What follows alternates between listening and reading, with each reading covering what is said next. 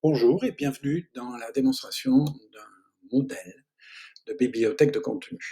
Alors, le modèle de bibliothèque de contenu que nous vous proposons chez Spécialistes Internet, ce sont ni plus ni moins que des pages web que vous pouvez partager avec qui vous voulez. Alors quand je dis partager, c'est vous gardez le contrôle, hein, c'est-à-dire que vous allez partager soit en visibilité pure, soit avec une option de commentaire, soit en possibilité de modifier des données. En aucun cas, les utilisateurs pourront modifier la structure même de ces pages.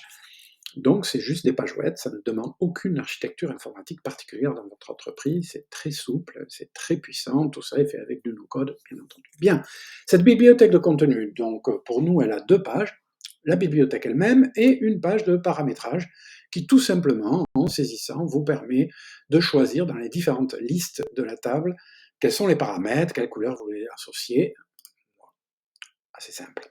La bibliothèque elle-même, c'est une page, donc vous avez vu ici que nous avons mis le logo de spécialiste Internet, mais libre à vous, et nous pouvons le faire pour vous, ou vous transférer les compétences, de mettre votre logo, ou de mettre tout le message que vous souhaitez, voire même de le laisser vide, et vous récupérerez ainsi beaucoup de place dans l'écran, et l'écran sera encore plus productif. Bien, cette bibliothèque de contenu, donc.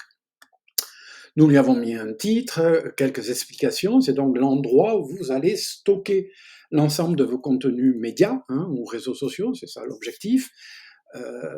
D'ailleurs, ça peut aussi être élargi à toute documentation, quelle qu'elle soit. Vous n'allez pas que les stocker, vous allez aussi les faire vivre, c'est-à-dire vous allez les partager, et on va le voir, on va aussi travailler ensemble sur ce contenu.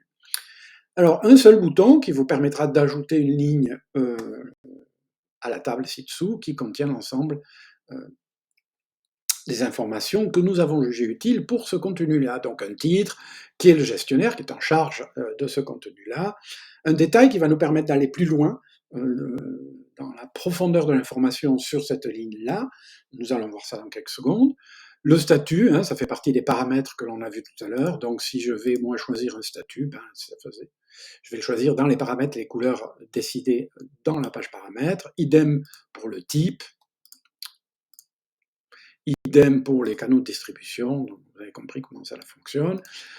Ici, on a rajouté, nous, une colonne campagne, on a rajouté une colonne date prévisionnelle, mais évidemment, lorsque nous vous aiderons à construire cette bibliothèque de contenu chez vous, dans votre entreprise, on prendra en compte vos besoins et on ajoutera toute colonne qui vous paraît pertinente. D'ailleurs, quand je dis qu'on ajoutera, soit on n'ajoute pas vous, soit on vous transfère les compétences pour que vous fassiez vous. On pourrait par exemple ajouter une colonne lien, avec un lien direct vers l'URL de la vidéo en question, de l'article en question, voire d'un site internet qui vous paraît intéressant. Le contenu, c'est une notion assez large hein, qui doit s'adapter à votre activité, à la façon dont vous le gérez aujourd'hui, ou peut-être vous ne le gérez pas encore. Donc je disais un bouton qui permettra d'aller à l'intérieur et de rajouter une ligne, et un bouton poussoir qui aide tout simplement. Vous voyez, par exemple, si j'ai un contenu qui a été publié, je ne veux pas le voir, je clique là et on peut comme ça inventer autant de mécanismes d'automatisation que vous voulez. Et si on ne le fait pas, vous pouvez vous-même, de toute façon, ici, filtrer, trier, les mots sont en anglais, mais les opérations sont tout à fait ordinaires, et donc vous sauriez à ce moment-là filtrer ou trier par n'importe quelle colonne, visible ou pas d'ailleurs, parce qu'il y a des colonnes qui peuvent exister et qui peuvent receler par exemple des calculs ou des filtres ou des conditions ou des automatisations en français, et qu'on n'est pas obligé de montrer. Donc voilà, c'est un environnement très simple d'accès pour tous les utilisateurs, que l'on peut partager avec qui on veut, collaborateurs internes ou externes, tout en gardant le contrôle bien sûr sur ce qu'ils font. Ce qui est intéressant, c'est donc d'aller un peu plus loin, parce que pour l'instant, on pourrait penser qu'un vulgaire tableur, mise en page, mise à part, pourrait faire l'affaire.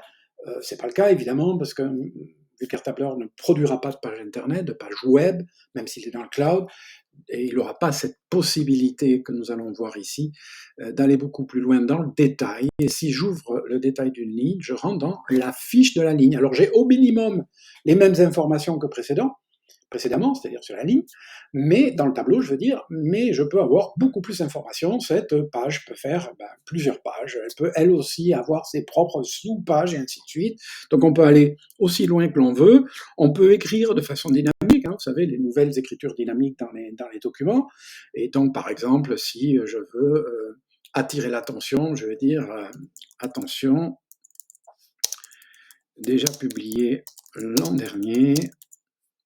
Enfin, je peux faire ce que je veux, hein, donc, je peux mettre quantité de listes, et ainsi de suite. Donc c'est vraiment extrêmement puissant et productif et très visuel. C'est ça qui est intéressant, c'est que, en règle générale, les utilisateurs adhèrent très vite à ce genre d'outils, qui leur change un petit peu des outils traditionnels de l'entreprise. Et enfin, on a la fonction de commentaire. Alors si vous ne savez pas ce que c'est qu'un commentaire dans votre bureautique actuelle, ben, sautez dessus, hein. Si vous l'avez déjà dans votre bureautique actuelle, ben, vous savez ce que c'est.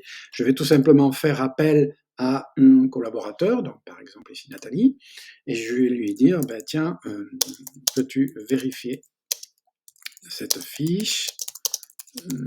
Merci d'avance. Et lorsque j'envoie ce commentaire, qu'est-ce qui se passe? Ben, Nathalie va recevoir dans sa messagerie, si elle le souhaite, elle va recevoir un message de ma part, lui disant, tiens, peux-tu vérifier cette fiche, merci d'avance. Dessous cette ligne-là, il y aura un lien vers la fiche directement. Donc, elle n'a même pas besoin de savoir où c'est que ça se trouve, ni même que c'est dans la bibliothèque de contenu, ni même d'avoir, je ne sais quoi, comme informatique, comme architecture informatique. Elle clique, cette page s'ouvre, elle fait ce qu'elle veut faire par rapport à ses commentaires, et elle me le renvoie. À ce moment-là, suivant comment moi j'ai réglé mes notifications, parce que je peux décider de les avoir ou pas de les avoir, ou je vais voir l'info quand j'ai besoin, ou je vais être averti quand l'info a changé, ben, je vais voir son commentaire et on pourra ainsi échanger. Il y a plein d'autres fonctions que l'on peut faire, c'est vraiment un outil très très évolué. Et c'est ce que nous vous proposons chez Spécialiste Internet. Donc si cela vous intéresse, n'hésitez pas à nous contacter. On va vous faire une démo, on va vous mettre une bibliothèque de contenu, celle-là, en standard chez vous, pour que vous puissiez jouer avec. Et bien sûr, on vous accompagnera tout le long si vous voulez aller beaucoup plus loin, parce que vous imaginez bien que si on peut faire ça, alors la porte est ouverte à beaucoup d'autres choses. Merci et à bientôt.